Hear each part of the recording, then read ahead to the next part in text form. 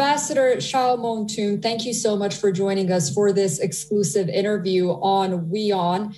We speak as Myanmar's coup violence continues to spiral, as a crackdown on pro-democracy protesters intensifies, and as New Year festivities have been canceled. If I may, what is your current status at the United Nations? And the reason I ask this is because there had been statements made by the military junta that you had been removed. Yeah, thank you so much. I remain the permanent representative of Myanmar to the United Nations. As you know, I delivered the statement on the 26th of February at the UN General Assembly informal meeting, and the following day, the military dismissed me. So even in my statement, I make it very clear that I'm representing the civilian government elected by the people of Myanmar, so that my position is very clear. I'm being appointed by the civilian government, and the one that's going to remove will be the civilian government. So that is why I define with whatever instruction coming from the Naypyidaw. So I remain the permanent representative of Myanmar. So to make it more stronger, look at the protocol of the United Nations. The head of state is the President U Win Myint, and the foreign minister is our state councillor Dawn San Tsuji. So in the blue book of the United Nations, I remain as the permanent representative of Myanmar. So I continue functioning the work of the discharging the function of the work of the permanent representative of Myanmar to the United Nations. You talk about that passionate speech at the United Nations back in February for a return to democracy. And, it has really been described as a turning point at a time when the international community really took notice of what was happening in Myanmar after your speech. You even flashed a three-finger salute that continues to be used by pro-democracy protesters against the junta after concluding your speech. And it was very obvious that you had been moved. So my question is, was that a spur of the moment decision that you decided to use that gesture or make that gesture, or was it pre-planned? Yeah, so, at the beginning, I didn't have the plan, but when it's time came before delivering the statements, especially when I put the languages like in Myanmar, especially at the end when I'm talking about in Myanmar, so it's me, our fight will win. So when that sort of phrase is really make me encourage me to show the symbol of our fight against the military regime, that even though this symbol is coming from the Hunger Game, but it's since the 1st of February, it's a man or art. It is very popular symbol, and then for me, it is more suitable, and it is reflecting our three pillars. As you know, the one pillar is the people who risking their own life, especially young people who risking their own life to protest against the military regime. It is the one pillar. Another pillar is the civil servants who joined the civil disobedience movement. Now it is not only the civil servants, but also people at large are joining the civil disobedience movement. That is another pillar. So another pillar is work of the CRPH. So for me, it's when I raise the three fingers, that is I really think of the people, especially young people, and then civil service, as well as the people at large and the CRPH. So that is why it's really encouraged me. Actually, it is before the delivering the statement, I already think of it would be better to raise my three fingers at the end.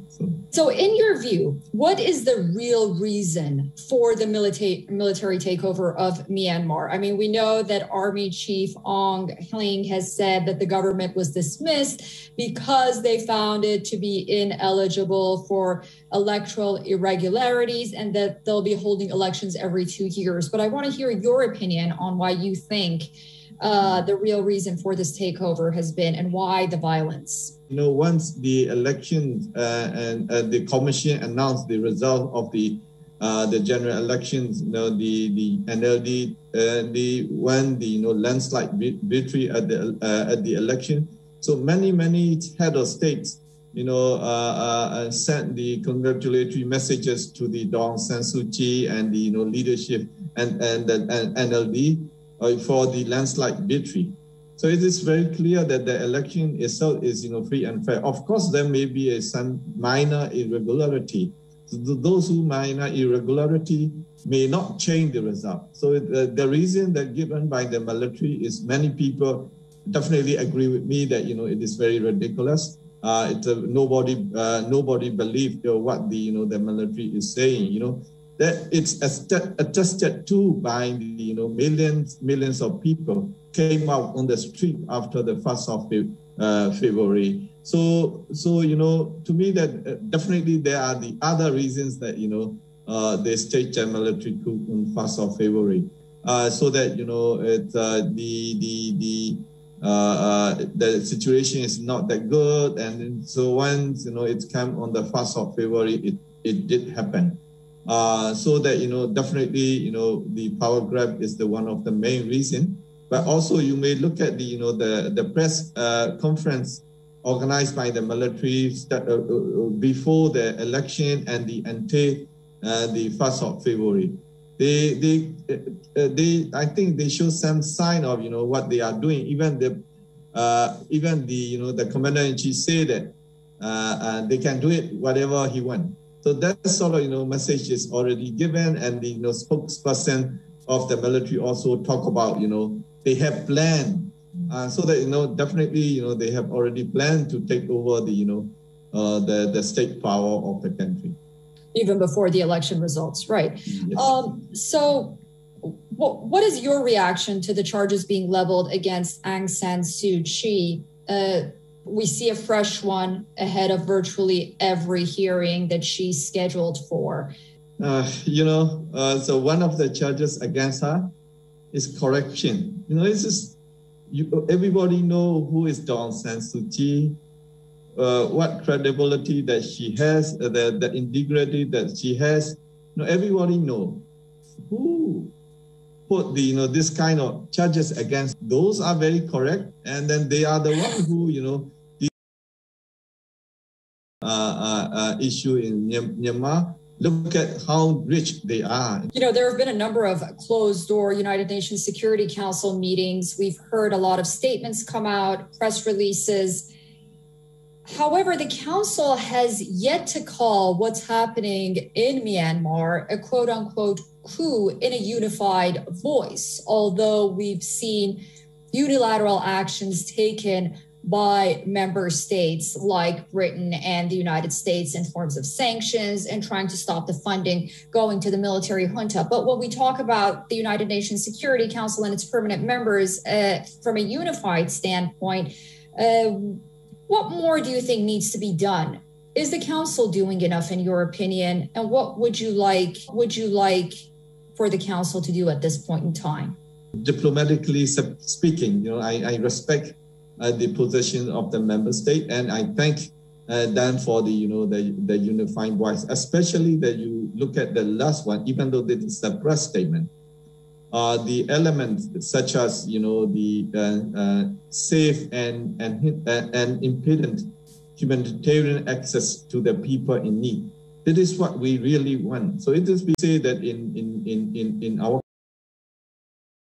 for us is saving lives of innocent civilians, and then the addressing education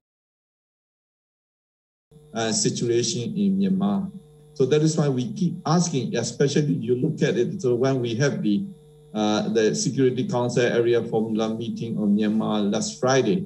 So many of us, who the briefers and I myself, we really stress that we need the action now from the Security Council to save the lives of innocent civilians. That is the message that we like to give to the Security Council. Definitely, the members of the Security Council, they heard us loud and clear, because that is very, for us, is this is our top priority, saving lives of innocent civilians. So we need strongest possible measures from the UN Security Council to stop brutality, atrocity, and inhumane acts committed by the military in Myanmar. How do you define China's role in all of this? Because when we talk about a unified stance, there is concern that perhaps China may veto some kind of serious action at the end of the day. What are your views on the role of China? This is many people, even within the UN Security the Council, and also the analysts, they pointed out the possibility of casting negative vote in whenever the resolution of Myanmar coming in the Security Council. But for us, look at it, especially at this time, the role of the China, which is our neighboring country, which is the huge investment in Myanmar, we cannot to be pragmatic, we cannot ignore the role of China, of course. But at the same time, also, we cannot ignore the perception of the people of Myanmar. The perception of people of Myanmar vis-a-vis China at this point is very clear. They think that China is supporting the military, and then that is why that is what to me is that the message that I give to China is that it is the best time for China to show that the China is not with the military. China is with the people of Myanmar. So how they can do it? They can do it, by the condemning the military coup, the condemning the violent acts, which they already did, and also demand the release of Aung San Suu Kyi, our leader Aung San Suu Kyi, and President U Win Myint, and other unlawful detainees, and conditionally and immediately. So that is what they did also, But at the same time, what still we need is that so the action from the Security Council, that we really need to have the unified and strong action to stop killing of innocent civilians in Myanmar by the military. So that's the way we like to see the action from the action from China. That is why that is what we really looking forward to see. So also at the same time, we also need to have the involvement from the other member states like United States, because at this point, United States, United Kingdom, and the European Union, they are helping the democratic forces in Myanmar for pursuing our agenda to become a federal democratic union in Myanmar. So we also need the forces from the other countries with regard to solving the problem. So it also came to the role of the ASEAN. So we cannot ignore also the role of ASEAN, because we are the member states. Yeah. It's interesting you bring up ASEAN, and when we talk to Britain, for example, which is the penholder on Myanmar, they've expressed a lot of hope in what ASEAN countries can do. And you talk about action, and the reason I press you on the kind of action you want to see is because there are so many avenues that member states at the Security Council and permanent members of the Security Council see as different avenues in helping Myanmar. But you, as a sitting ambassador of that country, which is in turmoil, perhaps knows more of what Myanmar needs now than anyone else. So can you be a little more specific, Mr. Ambassador, on what kind of action specifically would you like to see from these countries? I think, you may recall that, during the, area formula meeting, I make it very, specific appeal to the international community, in particular, the members of the Security Council, because again, really, if we cannot wait, even a day more to take action, because, if you wait for one more day, then the killing of people taking place more and more, and beating of people taking place more and more, and, torturing of people taking place more and more. So that is why, even, I requested, taking action without delay by the international community in the Security Council. So if you don't mind, let me repeat what I said in the UN Security Council area formula meeting. Because I stress that our top priorities is saving lives of innocent civilians, protecting the people of Myanmar from the military brutal act and the inhumane act, and then we also need the humanitarian assistance from the international community for those in need, so that I appeal to the international community that protection should be immediately provided to the people of Myanmar from brutal and inhumane act of the military, and the humanitarian assistance should be urgently provided by all means to the people in need. Necessary shelter should be provided, taking into account of the humanitarian ground to those seeking refuge in neighboring countries and elsewhere. At this point, the Thailand and India is the one, the people are taking refuge in our neighboring countries. I also requested for the targeted, coordinated, and tougher sanction from the international community against the military and its businesses and their families and their businesses.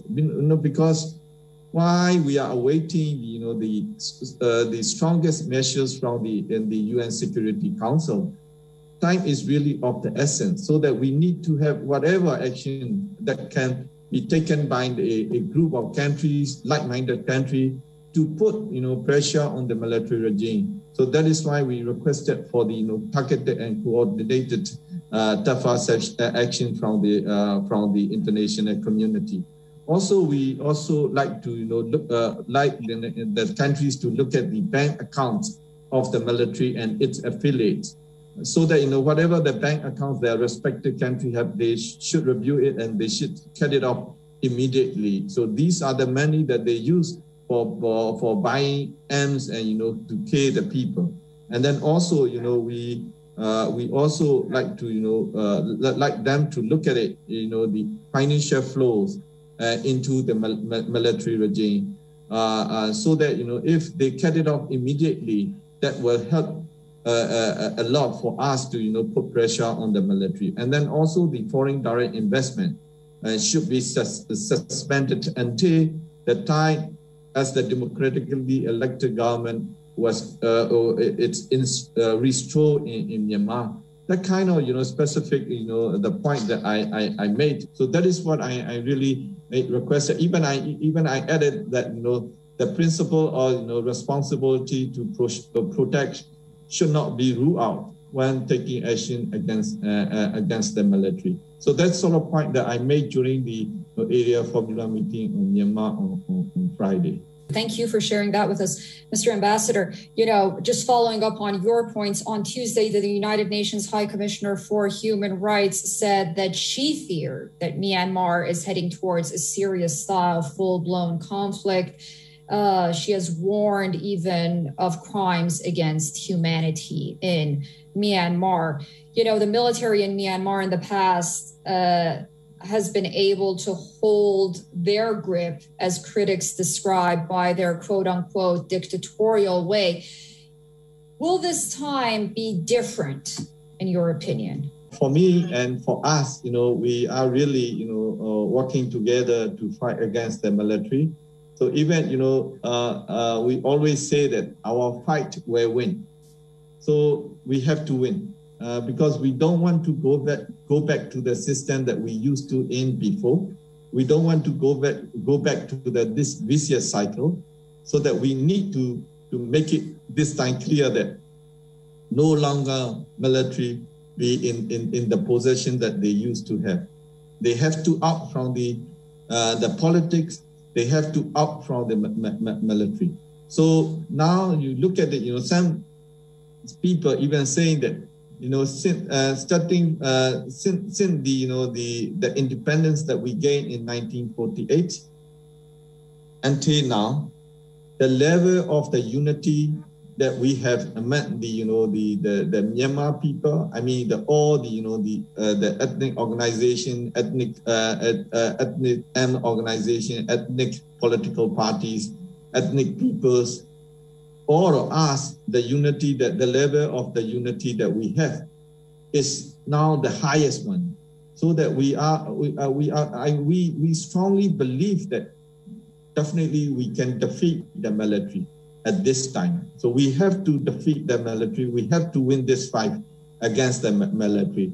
We have to win. This will be the precedence for all of us, that democracy must win. Democracy must prevail in Myanmar, and democracy must prevail beyond the border of Myanmar, throughout the world. That is what we really believe that. So we were looking forward to having, you know, strong support from the international community with regard to this fight against the military regime.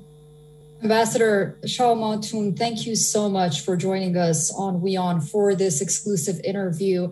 I hope we can sit down again and speak soon. And until then, I wish you all the best and a prosperous new year to you, and in hope of better days. Thank you. Yeah.